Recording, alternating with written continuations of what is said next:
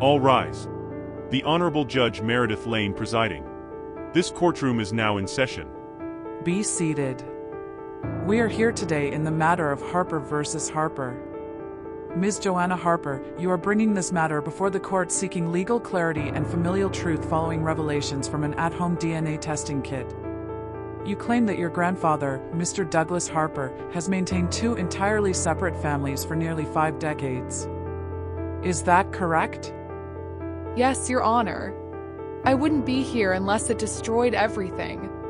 And Mr. Harper, do you contest the results or the testimony that has brought you here today? No, Your Honor. I just want a chance to explain. To my wife, to everyone. Miss Joanna Harper, your statement, please. Started as a fun idea. I bought one of those at-home DNA kits, the kind where you spit in a tube and mail it off. I was just curious. Thought it'd be cool to trace some heritage stuff. Then I got some of my siblings involved, my parents, then cousins. Even a couple aunts joined in. First it was fun. We were matching with distant cousins, finding out our great-grandma was part Cherokee, all those cute things people post about. Until I matched with someone who had the same last name, same region, same birthday as one of my cousins. Except we'd never heard of them. So I messaged them. They messaged back. And what they said changed everything. They were my grandfather's grandchildren. But from another family. Another grandmother. Another set of aunts and uncles. Another set of cousins. To clarify, your grandfather had 2 families at the same time? Yes. We thought he traveled for work. He did, just not the way we thought. He would go to another house. Another life. For decades. Douglas Harper, your statement, please. Your Honor, I never meant for this to happen the way it did. I was young when I met Mary, Joanna's grandmother. We were in love. We had a little ceremony, but I was already married. Already married to? A woman named Lucille. We got married in 1975. She was pregnant at the time. I thought it was over between us. But then I met Mary, and I never told her the truth. I lived 2 lives. I'd spend half the year with Lucille and our kids. The other half with Mary and her family. I'd make up stories about work trips, overtime, union conferences. You lied to everyone. You robbed 2 women of their lives. I loved them both. Love without truth is not love. It is control. 45 years. That's how long I called myself his wife. We had a wedding. It wasn't legal, but I didn't know. I wore white. My sister made the cake. He gave me a ring. He named our children, held them when they were sick, took them to school, and now I find out it was all a lie? Ms. Harper, did you have any idea? No, never. I thought I was the only one. I thought I was enough. Witness, Lucille Harper, legal wife of Douglas Harper, please proceed. I thought he just had a lot of work. When I met him, he said he was committed to family. I had no idea I was sharing him with someone else. I found out when one of the DNA kits pinged me as someone's step-grandmother.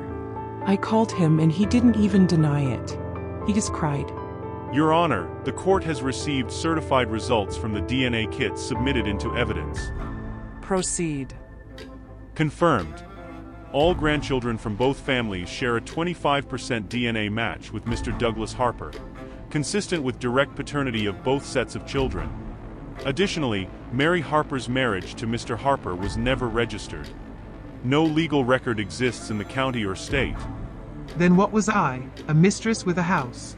You were as much his wife as I was, just without the paperwork. My whole life, I believed in our family. He destroyed 2 families in 1 lifetime. I'm sorry.